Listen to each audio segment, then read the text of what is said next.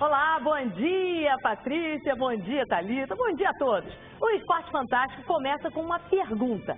Você acredita em superstição? Olha, no futebol, Milena, torcedores, técnicos, jogadores fazem de tudo para espantar o azar. Tem gente que não gosta nem de falar essa palavra, Cláudia Reis. Maurício, o caso mais recente aconteceu com São Paulo, que espalhou sal grosso na escada do vestiário do Morumbi. Não é que deu certo?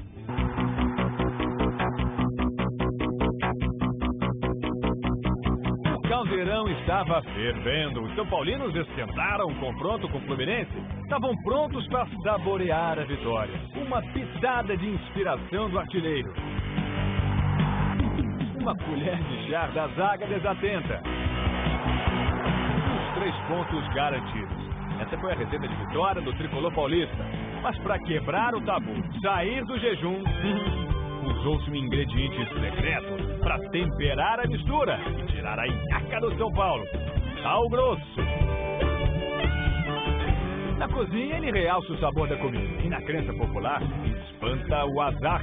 Aliás, quer dizer, a má sorte. No mundo da bola, a superstição da goleada. Difícil encontrar quem não tem a sua. Não é mesmo, João Santana? Isso daí é coisa normal de brasileiro, cara. Nós brasileiros temos algumas coisas que faz parte da nossa cultura. Tem uns que entram com o pé direito, outros se dão na entrada. E qual seria o ritual do Papai Joel, hein? Isso é particular, superstição a gente não fala, a gente guarda. Isso é igual segredo de Estado. Claro, todo mundo tem, até você tem. Bom, todos eu não sei, mas no São Paulo, quem comanda o time dos supersticiosos é o auxiliar técnico Milton Cruz. E quando eu jogava no São Paulo, na época, tinha um pé de arruda atrás do gol. Aí eu sempre ia lá, pegava 3 galinhos e jogava com 3 galinhos de arruda ou na chuteira. Então já é uma coisa... E dava certo, você sentia que... Fazia gol, né? Fazia gol, fiz muitos gols no São Paulo. Mas ele não fazia sua rotina sozinho, não. No gol, tinha goleiro que caçava a borboleta, literalmente. O Valdir Pérez, o goleiro, né? Então a gente concentrava lá no Morumbi, debaixo da arquibancada, a gente morava, ele ficava ali concentrado. E também tinha uma borboleta que às vezes quando aparecia lá na concentração. Bom sinal. E aí ele falou, e hoje você pode fazer 4 gols, que hoje nós vamos ganhar o jogo. Quem o Milton garante ser o mais maluco nessa área é ele. Adivinhem. Eu acho que é o Cuca. O Cuca é super... ele é, sim. Isso é lenda, né? E daí vai pegando, vai rotulando. Então, ele pode dar ré no ônibus, isso aí é verdade. Você deixa dar ré em ônibus, é tudo folclore, tudo criação. É nega, né? Mas é verdade. Nós já presenciamos várias vezes. Sim, vamos deixar isso pra lá. Agora, por que existe tanta superstição no mundo da bola, hein? Vanderlei Luxemburgo é pentacampeão brasileiro. Mesmo calejado, macaco velho do mundo da bola, não é que ele ainda escolhe os passos na hora de pisar no gramado? Mas vai com o pé direito, vai com o esquerdo, às vezes dá tudo meio. Às vezes também a gente dá uma porrada com o esquerdo pra tirar as coisas ruins de pé. Sai daqui! Eu não reparo muito não, sempre com o pé direito, sempre com o esquerdo, com os dois de preferência, não deixo nenhum lá fora. Questão do sal grosso, se desse certo, então todo mundo pudesse sal grosso, o jogo acabava 0x0, acabava empatado, né? Então, sal grosso não é tão caro assim que só o São Paulo possa comprar, né? Mas vamos acabar com o mistério. Afinal, quem foi o supersticioso que colocou sal grosso na escada do Morumbi? Esses são os caras que tiraram a zica do São Paulo. O Luiz Guilherme Brown foi o responsável por botar o sal grosso. E o repórter Bandana, Flávio, foi o responsável por explanar na internet essa ideia meio maluca. Luiz, primeira coisa, o que aconteceu para você ter a vontade de pegar um sal e falar, essa vai ser a solução do meu tricolor? O que acontece é o seguinte, o ser humano, se ele acreditar naquilo, ele vai para frente.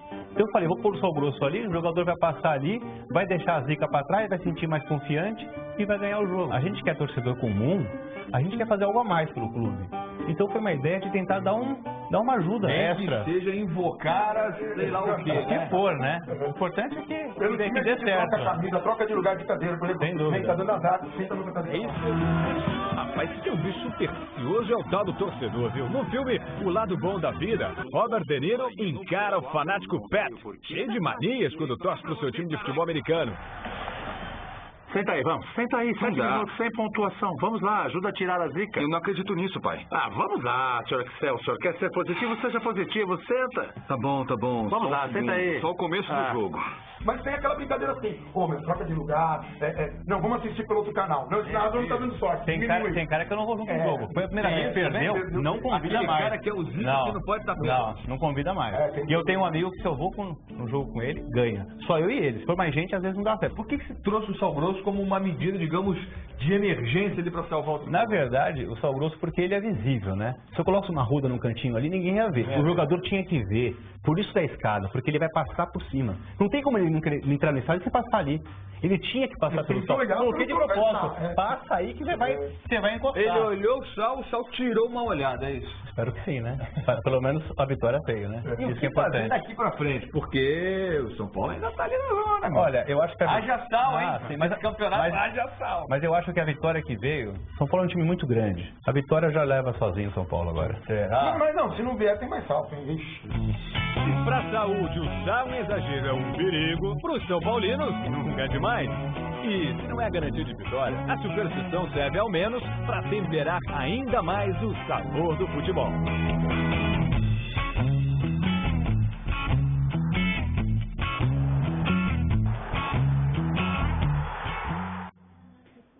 Ai, Zica! Sal só faz mal na comida mesmo, não faz mal usar assim, não. O time do programa A Fazenda ficou desfalcado esta semana. O irreverente Paulo Nunes não resistiu à rota e está fora do reality show. Milena, eu bati um papo com o ex-jogador que comprova, gostou da experiência e garante, Milena, não é mais o bad boy de outros tempos, não.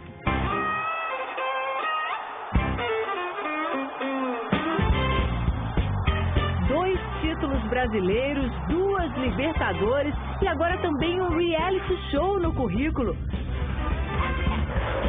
Foram 10 semanas na Fazenda, tempo suficiente para o ex-atacante Paulo Nunes. Eliminado, ele saiu sem o prêmio de R$2 milhões, mas com a certeza de ter superado a si mesmo. Provocador e competitivo dentro de campo, foi a vez de o Brasil conhecer um outro lado, o lado humano do Paulo Nunes na Fazenda. A gente conheceu o lado do Arilson de Paula Nunes, é isso? Como é que foi essa experiência? É isso.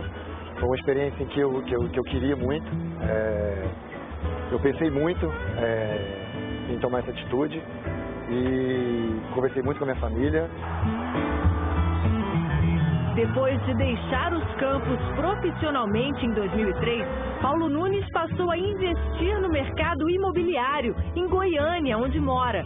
E chegou a revelar aqui para o Esporte Fantástico a vontade que tinha de participar do reality show. Um programa que me atrai, que sempre me leva a ver, sempre vi todos, né? Torci várias vezes, sempre para um ou para outro. Você também é fazendeiro, mas nunca tinha pensado em colocar ali a mão na massa? Como é que foi para você? Ele tá em contato com os bichos? Olha, é incrível, né? Porque eu até brincava lá na sede, né? Com o Beto, com o Matheus, com o Yudi, que os meus funcionários da fazenda sempre levavam o cavalo já selado, já prontinho, né? Na sede, todo arrumadinho, até quase me colocar em cima do cavalo para andar, né? Alguns outros medos Paulo Nunes não esconde, mas o Brasil só descobriu mesmo na Fazenda.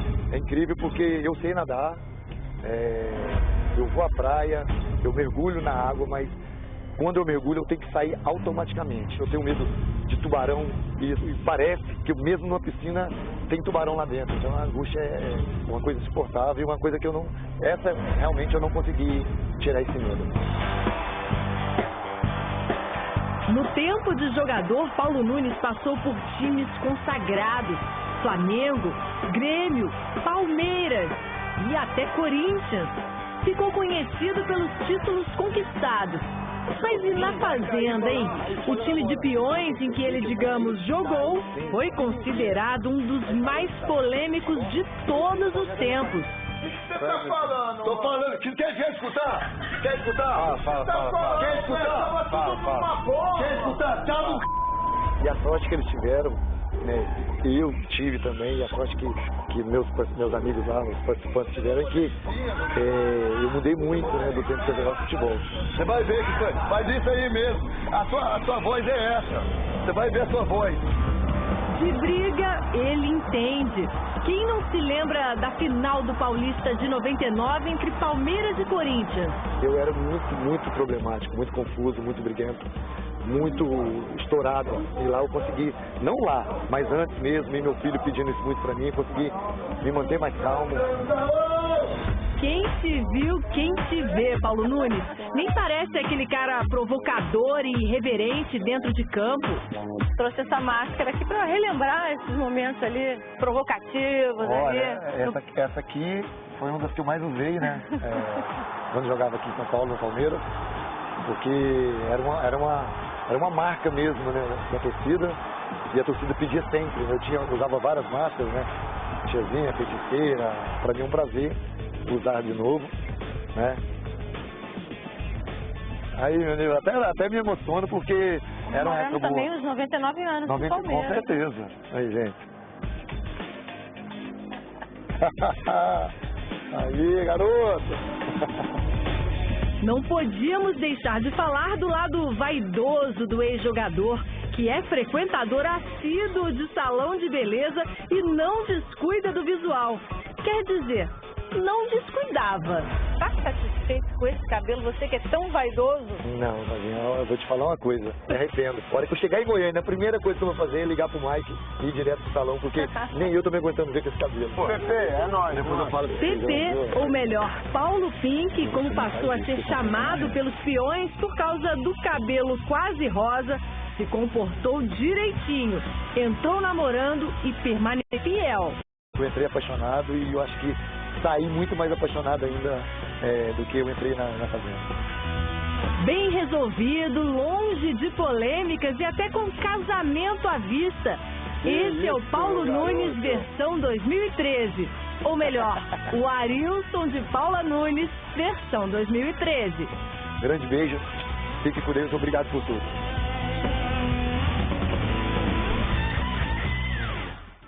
Uma coisa permaneceu igual, né? O Paulo Nunes continua uma figura e saiu da Fazenda, né, de cabeça erguida.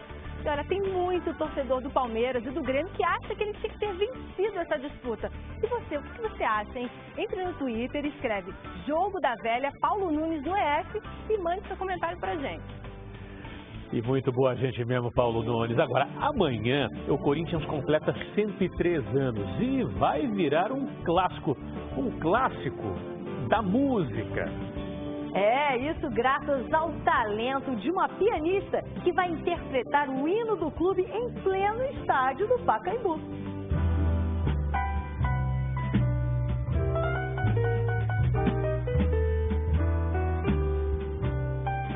metro e 75 centímetros de altura, 55 quilos.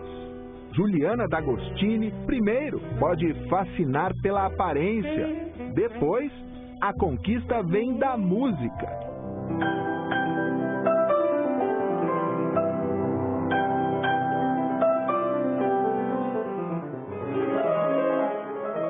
A inspiração veio aos 5 anos, da rua.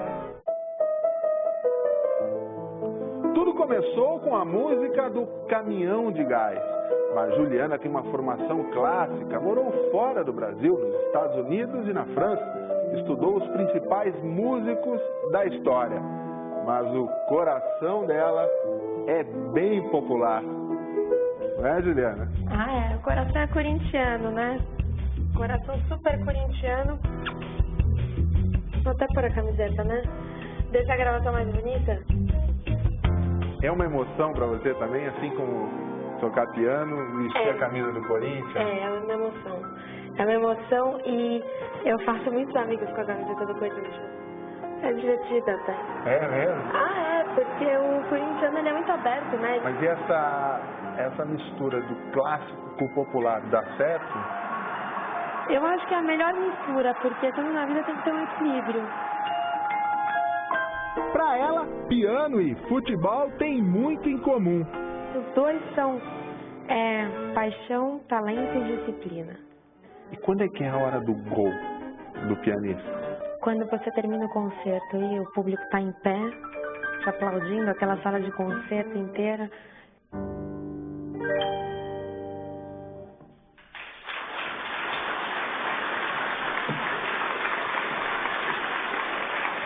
Coincidência ou não, a primeira pianista do Brasil foi Antonieta Ruth, esposa de Charles Miller, o inglês que trouxe o futebol para cá. Juliana une as duas paixões, a música e o futebol, ao executar o hino do Corinthians.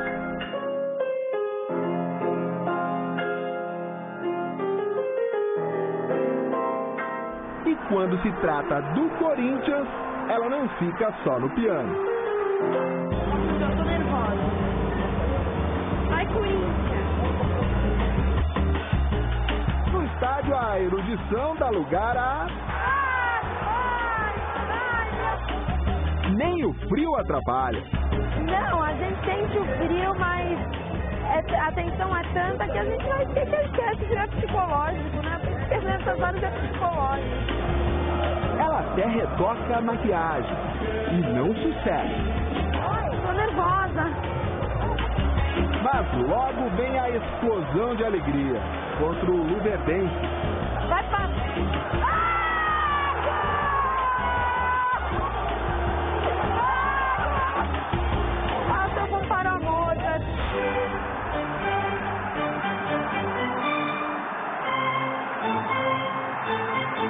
E o Corinthians precisava de mais um gol para passar de fase. E ele veio em alto estilo, para a alegria da pianista do Timão.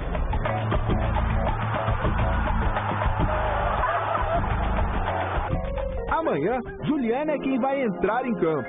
Para comemorar os 103 anos do clube, vai tocar o hino do Corinthians no meio do gramado do Pacaembu.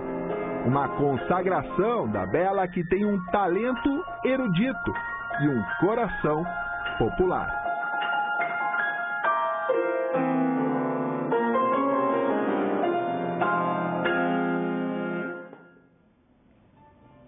E o Brasil perdeu esta semana Gilmar dos Santos Neves, né, Maurício, considerado por muitos o melhor goleiro da história do nosso futebol.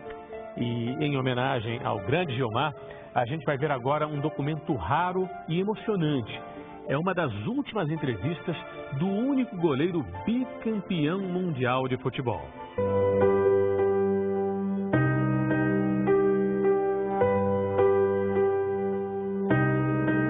No dia que eu morrer, eu lá de cima vou ver alguém apertando a tecla, eu vou dizer aqui embaixo alguém consultando, sabendo quem foi o Gilmar.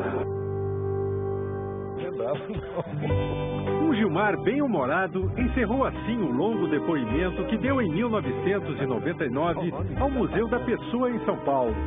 Um ano antes de sofrer um AVC que lhe roubou a fala e os movimentos do corpo, o goleiro bicampeão mundial com o Santos e a seleção brasileira deixou gravada a sua trajetória de 2 décadas no futebol. Eu estou quase sentindo como múmia, né? Estou no museu, né? Brincalhão e falante, como há muito tempo não se via, o goleiro usou a entrevista, que seria uma das últimas de sua vida, para fazer uma confidência. Eu tentei, uma época, ir treinar no Santos, mas eu não tive a felicidade de treinar porque não me permitiram. Rejeitado na adolescência, Gilmar voltaria ao Santos na maturidade. Mas antes disso, longe da vila, ganhou fama saindo do pequeno Jabaquara para jogar no Corinthians. Até hoje eles não dizem que o Gilmar, que é o Gilmar do Santos, eles falam o Gilmar do Corinthians. Aqui, entre tantos ídolos, Gilmar tem lugar de destaque. Foi dono da camisa 1 do Corinthians durante 10 anos. Conquistou títulos importantes, como o do 4º centenário em 1954 e chegou à seleção brasileira. Mas o começo foi difícil, quando ele enfrentou uma suspeita de ter entregado um jogo para a Portuguesa. E eu fiquei afastado por um período de 6 meses no Corinthians. Gilmar venceu a desconfiança e, a partir daí, construiu uma grande carreira. É considerado o maior goleiro da história da seleção e do Corinthians. Todo mundo fala dele que foi um grande goleiro. Eu acho o maior, se não o maior da história do Corinthians. Um cara, para mim foi uma honra ter usado o nome dele hoje nessa partida. Além de ótimo goleiro, Gilmar exercia uma liderança natural. na Copa de 58, era um dos jogadores com quem o técnico Vicente Feola mais conversava. Aqui ele faz revelações sobre a mudança determinante na equipe para a conquista do título, a entrada de Pelé, que tinha viajado machucado para a Suécia. E ele só vivia chorando na concentração, que ele queria vir embora porque ele achava que não ia se recuperar para jogar a Copa do Mundo. Mas naquele dia, em virtude do Fiora dizer que ia colocá-lo para jogar, nós chegamos para ele e falamos que ninguém vê se você não enche. Está machucado, então você vai lá e treina. Se estiver machucado, você vai embora de uma vez. Mas não fica aqui enchendo a vez. Pelo menos vai ver se você tem condição. Ele foi treinar, acabou com o treino, não tinha mais nada. Então o negócio dele era psicológico. A seleção massacrou 1 a 1 seus adversários e goleou sem dó nem piedade a dona da casa Suécia por 5 a 2. Elegante e refinado, Gilmar festejou o título como uma criança e ofereceu o ombro amigo para o jovem amigo Pelé chorar sua emoção. A noite em Estocolmo foi pequena para a euforia dos jogadores. Aí nós saímos para Gandara e comprar para as boates, fomos festejar nas boates e tudo, aproveitamos, nos divertimos bastante, mas sempre com aquela expectativa, como será que está no Brasil? De volta à realidade no Brasil, Gilmar jogou mais 3 anos no Corinthians. Em 1961, após sofrer uma grave lesão no ombro e ser acusado de fazer corpo mole no Parque São Jorge, ele se transferiu para o Santos, numa conturbada negociação. Surgiu o Santos, eles pediram 10 milhões de cruzeiros na época pelo meu passe. Era uma fortuna. Eu fui o jogador, naquele período, fui o jogador mais caro. Na Vila, Gilmar ganhou tudo. Foi bicampeão mundial e repetiu na seleção em 1962 no Chile o feito de 58 na Suécia. E neste trecho exclusivo cedido ao Esporte Fantástico, o goleiro contou detalhes do dia em que o Santos do Rei Pelé parou uma guerra na África. Sempre o Pelé na frente e a gente chegava depois, né? Ele que abriu o caminho para nós chegarmos com mais tranquilidade. Opa, teve a recepção e depois fomos para o campo jogar, né? E depois do jogo os caras disseram, agora vocês partam porque vai começar tudo de novo, né? A guerra vai, nós pegamos o avião, viemos do jeito que estávamos, trocamos de roupa dentro do avião mesmo, sem tomar banho, porque eles pediram que a gente saísse o mais rápido possível, e nós saímos. Esta carreira gloriosa ganhou um ponto final no Santos em 1969. Foi a aposentadoria do goleiro dos goleiros, aos 39 anos. Gilmar dos Santos Neves, para sempre na história do futebol. Eu vejo quando os pais, às vezes, os pais falam assim muito baixinho, né? Porque, filho, eu respeito o maior goleiro do Brasil.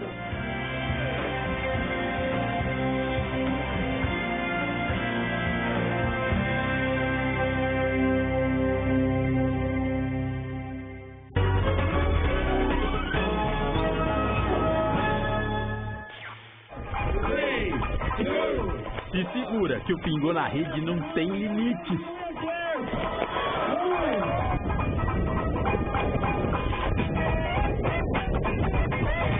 Olha de novo, amigão. O cara mandou um base jump de cadeira de rodas.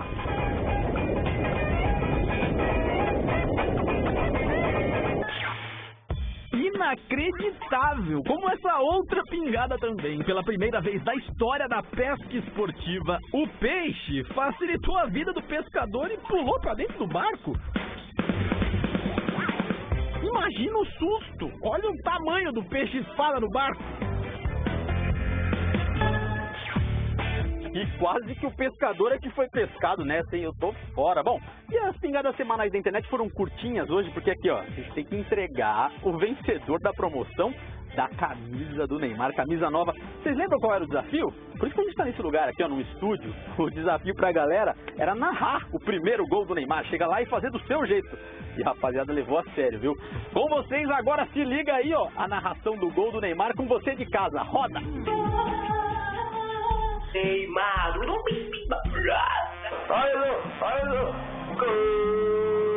a rapaziada se empolgou com a chance de ganhar a camiseta nova do Neymar e soltou a voz. Neymar dá de cabeça e é gol! Gol! Recebemos muitos vídeos e o pessoal de casa tá de parabéns, viu, pela criatividade. Mas chega de conversinha e vamos que vamos pro que interessa. Gol!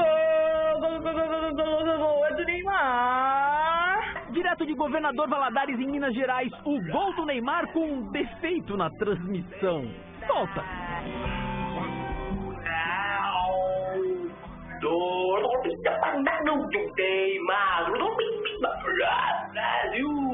É cada um, viu? E a gente segue com o Pedro Henrique de Ananindeua, no Pará, que também não economizou no mico, não. Ele resolveu usar a dica absurda que a gente deu de imitar o Daniel Alves. Você lembra o que o Daniel Alves fez aqui no Pingô na semana passada? Quero ver e ouvir vocês tentarem pronunciar a letra M sem encostar um lábio no outro. Pois é, o Pedro Henrique, acreditem, tentou fazer a mesma coisa.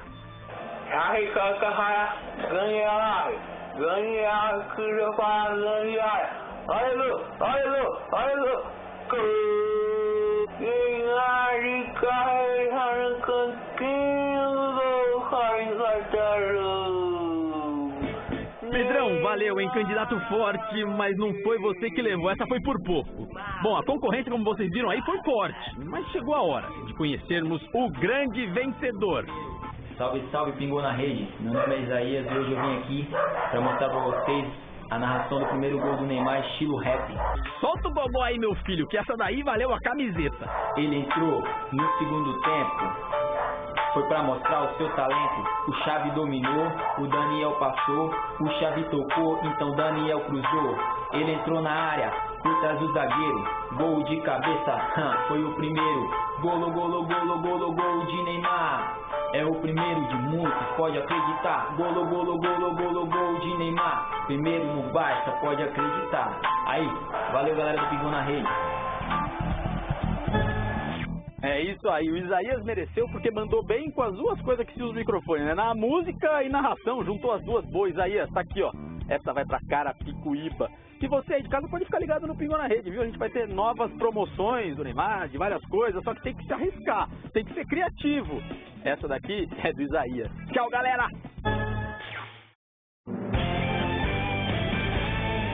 Ainda hoje, as revelações polêmicas de uma Maria Chuteira assumida. A modelo e DJ Vanessa Tasqueto abre o jogo sobre os casos que teve com os craques do futebol. Já peguei alguns e muitos já me pegaram. Mas um inesquecível pra mim é o Ronaldinho Gaúcho. Sendo que eu não posso esquecer do Adriano, né? Você não pode perder. A gente volta rapidinho.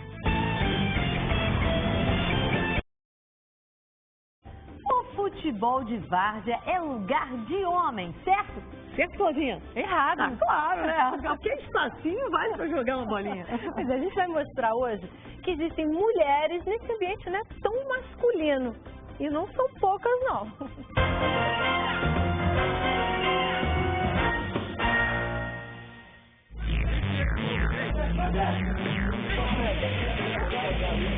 Poeira que suja o cabelo. Violência que faz doer os olhos. Discussões que ferem o ouvido. O futebol de várzea é um ambiente decididamente masculino. Bem, pelo menos era. Love, baby, love.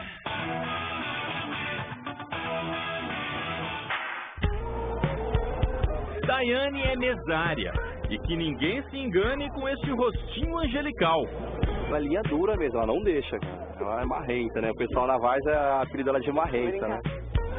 Com ganhos de R$ 1.200 a R$ 1.800 por mês, Daiane começou na várzea por amor. Acompanhava o namorado que é árbitro. Um dia um mesário faltou e de quebra-galho ela passou a ser uma das profissionais mais requisitadas, com até 40 jogos por semana. Uma maratona de cantadas. Comigo não, comigo não, olha lá, com o time. Eu brinco que é comum eles darem o número do telefone em vez do número da camisa. Só que aí eu brinco, né, eu falo, tá bom, agora você me dá o número da camisa. Então eles logo percebem que eu sou bastante séria referente a isso e fica tudo bem. Não passa de assim, nunca faltaram com respeito nem nada. E aí? É nóis, cara, é nóis! É o bola! você fica olhando ela, os caras entregando documentos. Se alguém entrega um telefone para ela alguma coisa, você já expulsa o cara logo de cara. É complicado, vontade dá, né? Mas não falta. Você acha comum ter mesária assim? Já viu uma vez mulher mesária? Vamos ver, raridade mesmo. O que você achou dela, hein? Hã? Hã? Hã? Boa. É bonita? Bonita. Você sabia que o árbitro é noivo dela? Não. Você acabou de tomar um cartão amarelo, filhão. Melhor não mexer, né? É, melhor ficar quieto, melhor jogar quietinho. O jogador pode até ficar quietinho, mas como controlar a torcida quando uma mulher desfila, digamos assim, o charme pela lateral do campo?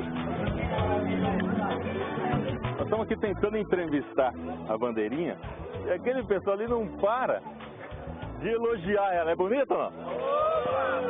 Mas já ficou chegar constrangida, ficar constrangida? Já, sempre fica, né? É igual agora mesmo.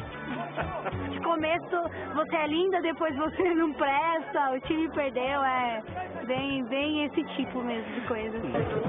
E esse tipo de coisa na várzea nem sempre é uma coisa fácil de se enfrentar. Já correu o risco de apanhar? Já sim. Já teve que sair correndo pro vestiário? Já saímos de viatura, já teve várias coisas. Aí o respeito pela mulher não existe? Não tem não. Existe ainda muito machismo também, né? Muito preconceito. Já lá, é porque a mulher vai lavar roupa, vai limpar a casa, é bem isso mesmo. Bem isso mesmo, mais ou menos. Fico feliz. Já tem mulher que manda na várzea. Se eu tiver que mexer no primeiro tempo, eu vou mexer. Se eu achar que não tá certo, certo? Eloá Cristina, a nega, é técnica do Botafogo de Jaçanã desde 2003 e não tem nenhum problema em estar no vestiário com um monte de marmanjos. Não, porque eles já têm esse ritmo de... Se trocou, aí, e aí, todo mundo se trocou? Aí você não viu que eles já começaram a gritar, vem, nega, vem. Aí eu vou pro vestiário, apresentar o Botafogo. Sem constrangimento no vestiário, muita cobrança em campo. Vamos tocar bola, vocês estão inventando. Toca a bola, Felipe! Qual que é? Tá tudo errado, hein? Tá errado, hein? Tá andando aí esse meio de campo, hein, Gé? O conhecimento tático veio do pai. Miltinho foi presidente do clube durante 21 anos. Ele morreu em 2011 e deixou o time nas mãos da filha e da esposa. Dona Fátima hoje é a dona do Botafogo, mais que dirigente, é a mãezona da equipe. Logo após o jogo, então nós fazemos almoço, então é como se você estivesse na sua casa. Perdendo ou ganhando, tá todo mundo junto na sede depois, então é mesmo uma família. Nós só não conseguimos encontrar mulheres na roda de samba da várzea, mas aqui é um lugar onde elas estão mais presentes, não fisicamente, mas na inspiração.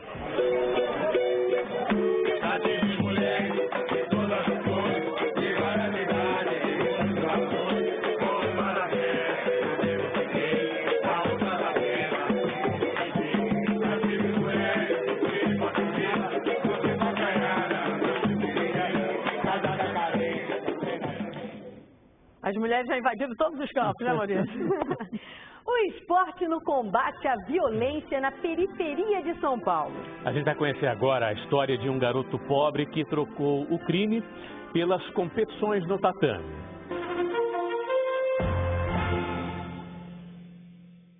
Meu nome é Wesley, tenho 17 anos. Através do jiu-jitsu aprendi a lutar por um futuro melhor. Foi no tatame que Wesley Alves percebeu que poderia trilhar um caminho diferente. 3 anos e meio no jiu-jitsu o transformaram de garoto problema a menino exemplar. Porque antes de entrar pro esporte, Wesley era craque em arrumar confusão.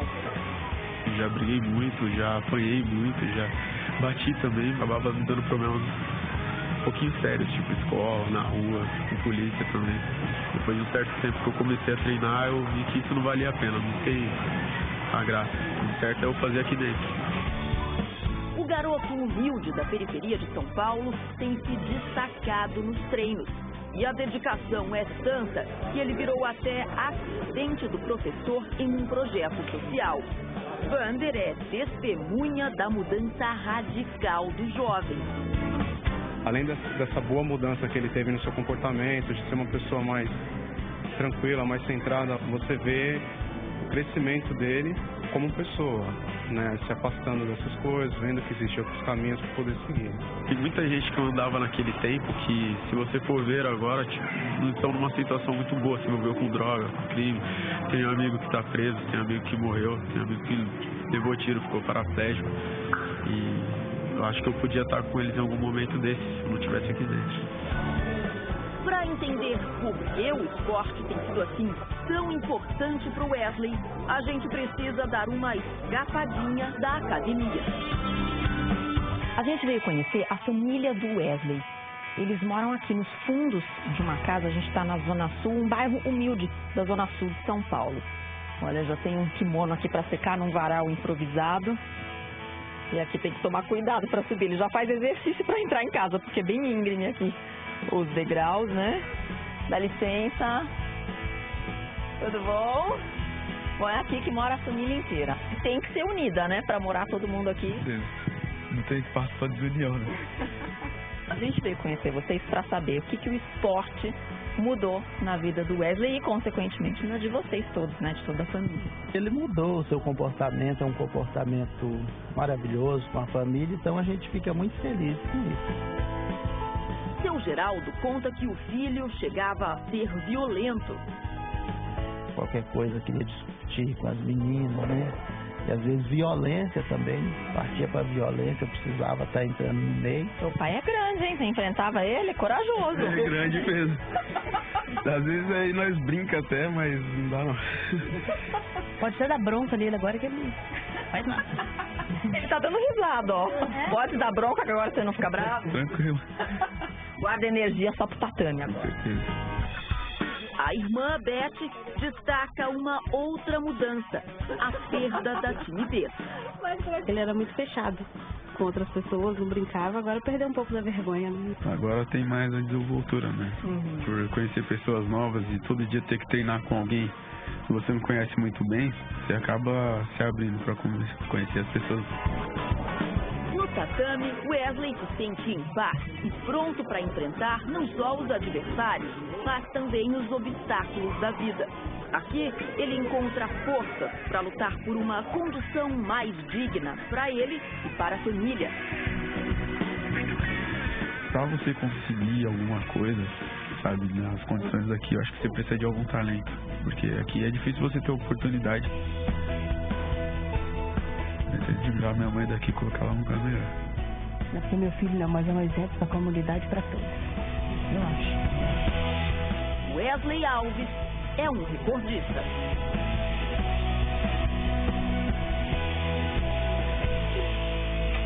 Aí.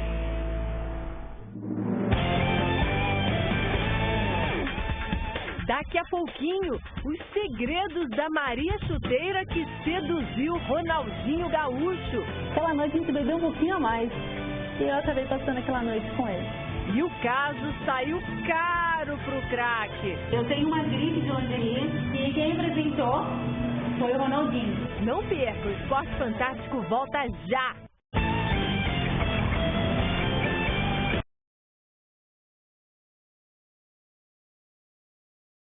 Com o nosso Esporte Fantástico para falar de um desconhecido que virou desconhecido a primeiro medalhista olímpico do atletismo brasileiro. É o que você vai ver agora no segundo capítulo da série baseada no documentário de Olaria a Helsinki, a história de um salto de André Klotzel.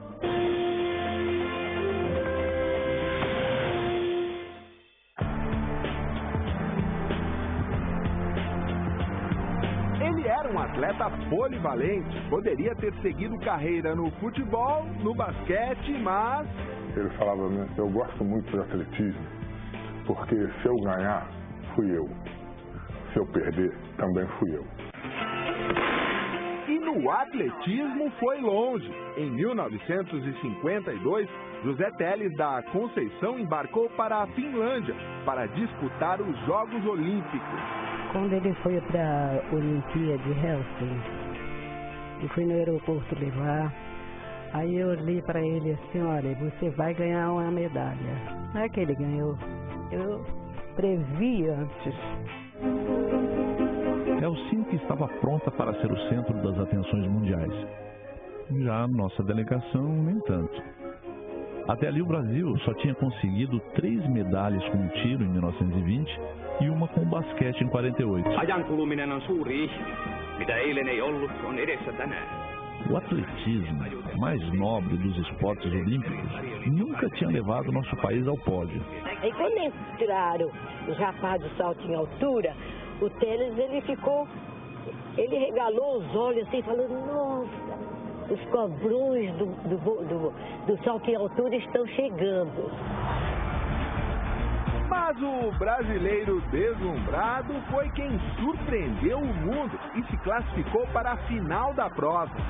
E o atleta, que ele estava com receio de perder, não saltou.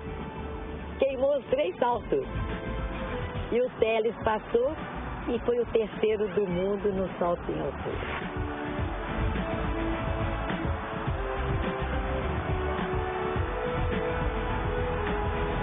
A medalha de bronze de José Teles da Conceição no salto em altura foi histórica, a primeira do atletismo brasileiro numa Olimpíada. Só que 3 dias depois, Ademar Ferreira da Silva ganhou o ouro e bateu o recorde mundial no salto triplo. O feito de José Teles ficou em segundo plano. O Ademar Ferreira da Silva ganhou muitas homenagens. Já o Teles recebeu uma placa do Flamengo no Maracanã. Vazio. Teles também havia disputado o triplo em Helsinki, sem o mesmo sucesso que teve no salto em altura. O Teles não fica atrás dele, não deve nada ao Ademar, em função de ser uma pessoa muito versátil, de ter feito muito bem diversas provas. Dentro do atletismo, José Teles era reconhecido. Para um país que tinha um atletismo romântico, né, sem investimento nenhum, e de repente vai lá, José Teles da Conceição faz 1,98 no salto em altura, né? E em seguida o Ademar ganha o triplo e bate o recorde mundial, né? Isso deve ter significado muito para quem praticava. A família lembra dele como um herói. Eu acho que reconhecimento, cara, tem que ser uma coisa espontânea. As pessoas doam.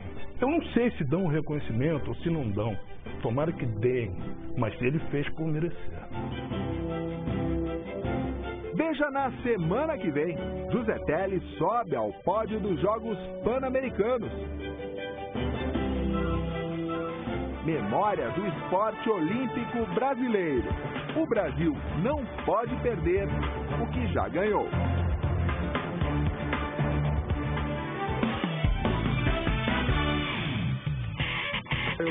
O técnico do Chelsea, José Mourinho, virou herói de desenho animado na TV portuguesa. No primeiro capítulo da série, ele recebe o abraço emocionado de um jogador e dá instruções para um time fictício. O treinador português disse que o desenho combina educação e entretenimento e que tem orgulho de participar do projeto. O nome da animação é uma homenagem ao apelido do técnico na Inglaterra, Mourinho and the Special One. Special Ones. Alexandre Pato já teria vivido muitos casos amorosos desde que se separou da milionária italiana Bárbara Berlusconi. Agora, o novo affair do jogador do Corinthians seria a mineira Sofia Matar, uma bela loira que é filha de um rico empresário de Belo Horizonte. Pode ser coincidência, mas parece que o craque tem atração por herdeiras de homens poderosos. Quem assumiu o novo romance nas redes sociais foi a bicampeã olímpica de vôlei Thaísa. Esta semana, a jogadora divulgou fotos com o namorado, o modelo Rodrigo Medeiros, e fez declarações de amor. Segundo Thaisa, ele é sincero e bem diferente dos cafajestes que ela conheceu nos últimos tempos. Isso é que é confiança, hein?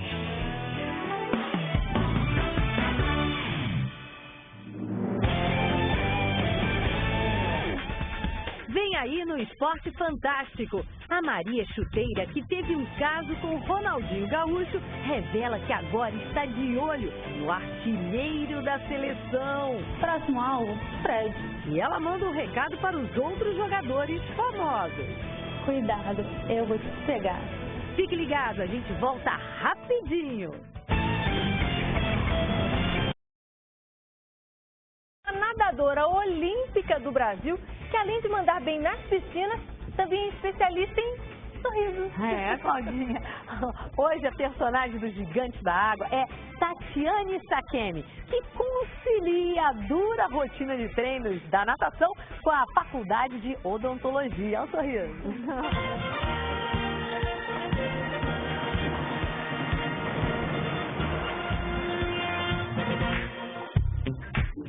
Faculdade de Odontologia da USP.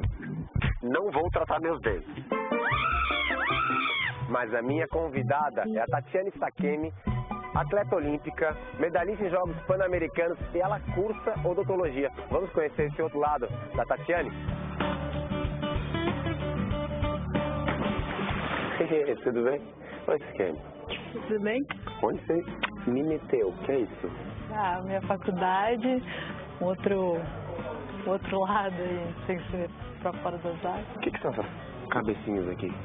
Aqui é um manequim que a gente coloca a parte dos dentes e pra gente treinar. E os dentes são de verdade. Então, se você quiser doar o seu dente, ó, aqui na USP eles estão aceitando, o meu não. É aula de que hoje? É indo, aula de canal. Canal? Canal. Onde a gente... Eu não curto nada de canal, já fiz um canal. Olha... Essa é uma faculdade de odonto, é muito puxada. Como é que você faz para conciliar com os treinos também da natação que te consome bastante tempo? Pois é, eu tranquei 3 anos por conta de ter que me mudar de treinamento em Brasília, de treinamento em Campinas, mas agora não é noturno, então eu posso fazer o treino da manhã, a dobra, a parte física toda e depois chegar pro noturno. Deixa eu ver você preparar então o seu manequim. Tá aqui a bancada. É igual a natação, toca, o maiô, o jaleco, óculos, só não vai ter a máscara, né? Esse aqui é o famoso e temido. Esse é o temido? Ele vem assim bonitinho numa caixinha, olha que bonitinho, guardado com todo carinho, temido motorzinho. Impressionante, né?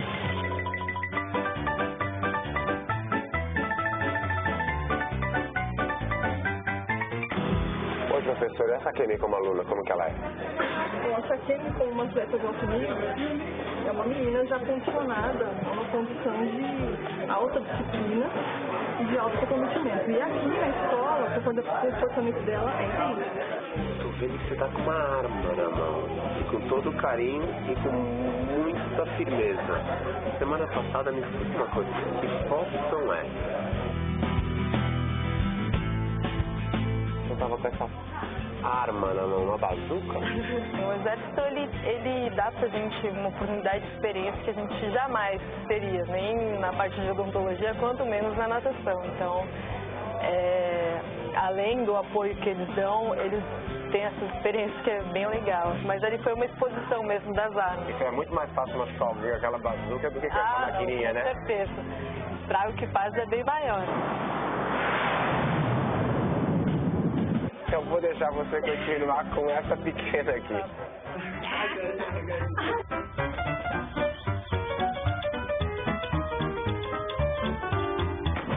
O que você olha num homem de cara? É o sorriso? É o sorriso. A maioria das pessoas que eu conheço, tampar o olho e o queixo, eu acho que eu consigo saber quem é. Outra vez eu vou fazer essa brincadeira com você. A gente vai voltar e a gente vai fazer essa brincadeira de só pelos dentes ela descobre quem é. Eu vou te pegar os nadadores só e a gente vai fazer isso. Muito parecido comigo, carequinha, já tratado de canal, eu também tenho que te agradecer pelo carinho. Obrigada a você, Chico, pela oportunidade de mostrar um pouquinho do meu outro lado, a hora que eu tô na parte da noite, a hora que eu tô fora da água. Eu vou correr daqui antes que ela resolva me tratar, né? Que se ela olhar pro meu vez, ela vai falar que quer consertar alguma coisa. Só vou dar uma olhadinha, não pode? Quer dar um tapinha? Então tô indo embora. Tchau, um beijo, obrigado.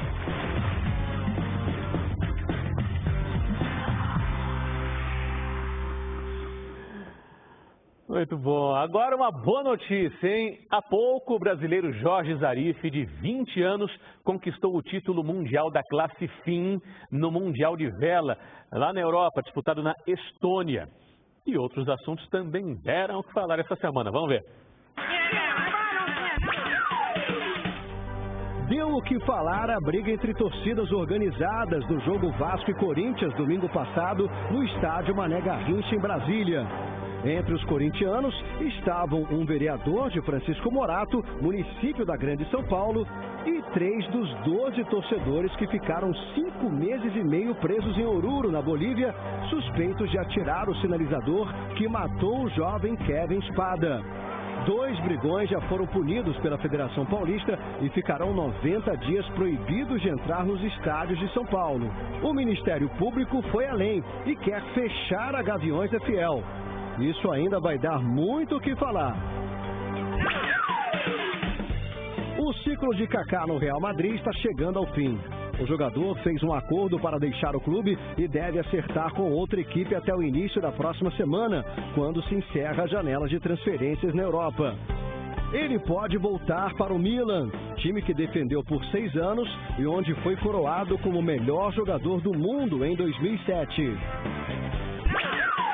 Também deu o que falar a transferência do jovem atacante Vitinho, de 19 anos, vendido pelo Botafogo para o CSKA da Rússia por cerca de 32 milhões de reais. A torcida botafoguense reclamou e a mulher do jogador retrucou nas redes sociais. Não é questão de dinheiro, mas de oportunidade. E ele vai, sim, se dar muito bem lá. Ela ainda chamou os torcedores de babacas. Boa sorte, Vitinho. E uma dica, não arrume encrenca em casa, que a patroa é brava, hein? A ex-nadadora Rebeca Guzmão está internada em estado grave desde a última quinta-feira no Distrito Federal. A família não autorizou a divulgação de boletins médicos, mas a suspeita é de que ela tenha sofrido intoxicação por uso inadequado de algum medicamento. Também há informações sobre uma possível tentativa de suicídio. Rebeca foi banida do esporte em 2009 depois de ser pega 2 vezes no antidoping. Atualmente, ela ocupa o cargo de diretora de apoio ao atleta da Subsecretaria de Esporte.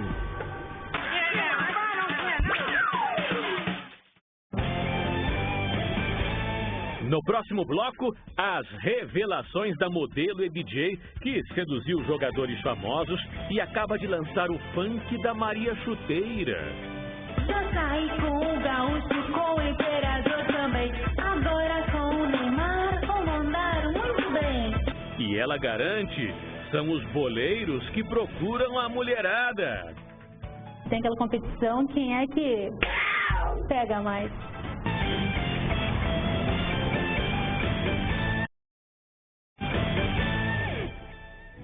Voltamos com o Esporte Fantástico. Por muito pouco, o Luverdense do Mato Grosso não eliminou o Corinthians da Copa do Brasil. Milena, e o Zé Roberto, capitão da equipe, é um apaixonado por voar. É um verdadeiro comandante dentro e fora de campo. Eles voaram alto na Copa do Brasil. É verdade que a tão sonhada classificação para as quartas de final não decolou. Mas a vitória em cima do todo-poderoso Corinthians na primeira partida já entrou para a história do modesto time do Luverdense. Zé Roberto é o capitão do Luverdense de Lucas do Rio Verde, um lugar que ficou conhecido agora no Brasil inteiro. Você não pôde participar desse último jogo, né, Zé? Por causa da expulsão na primeira partida. E que expulsão foi essa, né, cara? polêmica. Nas montagens que pingaram na rede, Emerson Sheik teria tentado aplicar mais um selinho. Só que o zagueirão não aceitou e os dois foram pro chuveiro mais cedo. Separados, é claro. No meu Facebook e outras redes sociais aí, tá bombando algumas montagens, mas não houve nada demais. O beijo não rolou. Mesmo assim, Zé Roberto tem um carinho especial pelo Corinthians, clube onde jogou nas categorias de base. Joguei na época do Everton, atacante, do Luciano Bebê, o próprio gerente do Corinthians agora, o Edu Gaspar. Nas idas e vindas do futebol, o zagueiro Zé Roberto chegou até a pensar em pendurar as chuteiras.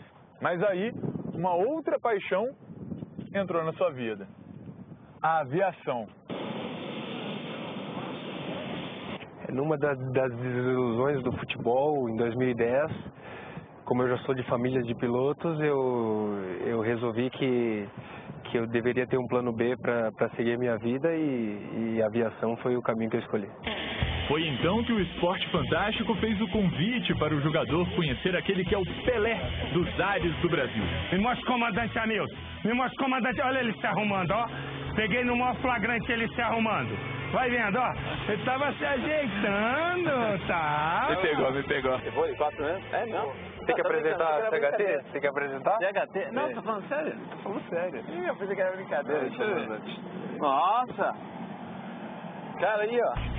Com o certificado de habilitação técnica, Zé Roberto chegou a pilotar helicópteros. Mas nada como fazer uma aula com o comandante Hamilton. O que a gente faz quando vai voar? Primeiro tem que fazer o pré-voo, né, comandante? Ponto pra ele. Antes de levantar voo, é feita uma vistoria da aeronave. Olha, o cara conhece, rapaz. Depois de verificar cuidadosamente, hora de decolar. O que o Zé Roberto não sabia é que dessa vez o comandante ia de carona. Eu vou de passageiro mesmo, meu. Ele me deu, ele vai tomar agora. Não, que isso? Tá louco? Quer dizer que tá tirando o time de campo, Zé? Não, eu tô tirando aqui porque o meu checklist, meu, é total português. Aí eu tô olhando aqui. Caraca, meu, não sei nada aqui, meu. Não era hora de desistir. Assim como o luverdense, ele encarou o desafio de frente. No comando do manche e com as hélices acionadas, ganhou os céus. Mais pedal esquerdo. Aí, boa. O cara é bom, hein? Do mesmo jeito que defende a grande área, ele ficou de olho nos adversários. Tem um urubu ali, não. É isso aí, tem que ficar de olho no urubu. Tá tranquilo. E apesar de ser um zagueirão, também mostrou habilidade para pousar em segurança. Essa eu vou ter que botar no meu currículo, hein? Muito bom, tranquilo. Sentei na direita do comandante Hamilton. Ah, você me levou pra passear. Que é isso? Para esse paranaense acostumado à vida em Lucas do Rio Verde, no interior do Mato Grosso, difícil não se impressionar com a imensidão da selva de pedra. A gente já sabe o quanto é grande São Paulo e olhando de cima a gente vê, pô, é grande mesmo. Maravilhoso. Já o helicóptero do luverdense atravessou uma turbulência chamada Corinthians. Mas nada que atrapalhe o jovem clube a alcançar voos mais altos. E se tratando de Corinthians, né, um dos melhores times do Campeonato Brasileiro, se não o melhor, e já ter conseguido a vitória nos credencia aí como um grande feito. Por enquanto, Zé Roberto segue nos gramados, mas com os pés no futuro. Quem sabe, logo logo, a bordo de uma aeronave. Você precisando de um piloto novo então aí? Pô, essa ensina a gente jogar bola. Estaria contratado? Pô, eu acho que tem todo o perfil para poder voar com a gente. Os dribles, os gols e as grandes jogadas dos craques de futebol, todo mundo vê. Milena, mas existe um lado dos goleiros que só uma Maria Chuteira assumida pode contar. E foi o que fez a modelo Vanessa Tasqueto. Em uma entrevista inclusive bombástica, ela abriu o jogo e contou os detalhes do mundo dos jogadores fora das quatro linhas.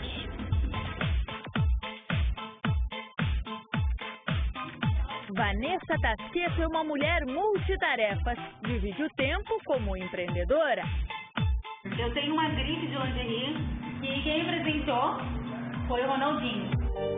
Se arrisca também como escritora.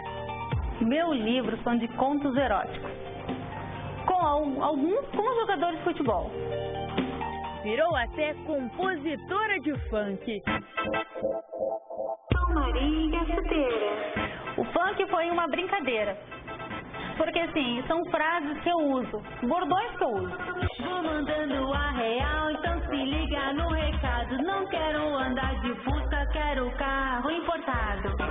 Coloquei tudo num papel e gravei. E existe também o lado DJ. A minha performance é topless. Olha, terrível, olha lá, DJ. Tá com os peitos de fora. Adoro. Mas o que ela adora mesmo é jogador de futebol. E adivinha o motivo? Sexual. Adoro. Jogador de futebol tem muito pique. É esse tipo de cara que eu gosto. Quando eu saio pra caçar, eu não marco bobeira. Sou a dona da bola, sou Maria Chuteira. Quem não gosta de uma vida boa, né? Pelo menos eu gosto. Bom, me conta, quem é que tu já pegaste, quem é que tu ainda gostaria de pegar? Já peguei alguns e muitos já me pegaram. Mas um inesquecível pra mim é o Ronaldinho Gaúcho. Sendo que eu não posso esquecer do Adriano, né? Já saí com o Gaúcho, com o Imperador também. Agora com o Neymar, vou mandar muito bem. Por que o Ronaldinho melhor? Porque ele é o cara dentro e fora das quatro linhas. Aquela noite a gente bebeu um pouquinho a mais.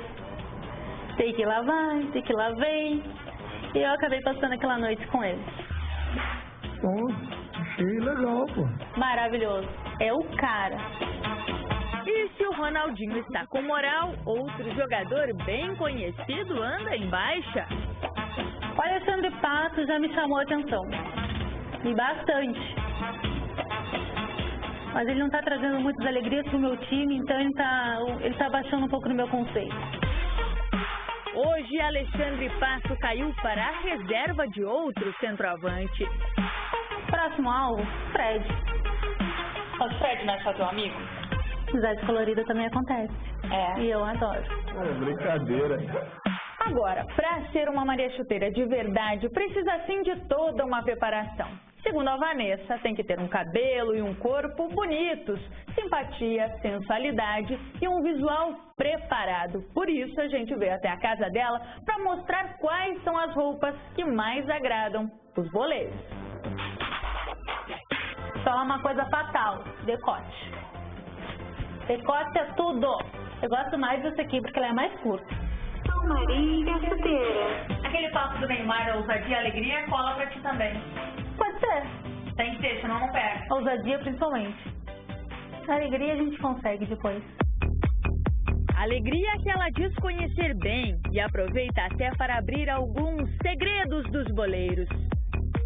Tipo, o Fred, ele quer competir, quem é que beija mais. Ah, naquele vídeo. Como tem o Ronaldinho, que tem aquela competição, quem é que pega mais. A dona da bola. Sei que é uma pessoa maravilhosa, que eu adoro. Sabe aquele beijinho poderia ser meu, né? Meu amigo dele. Tem jogador homossexual que depois que bebe um pouquinho acaba revelando um outro lado também? Sei. E o pior é que eles não assumem, né? Mas nas festas eles se revelam.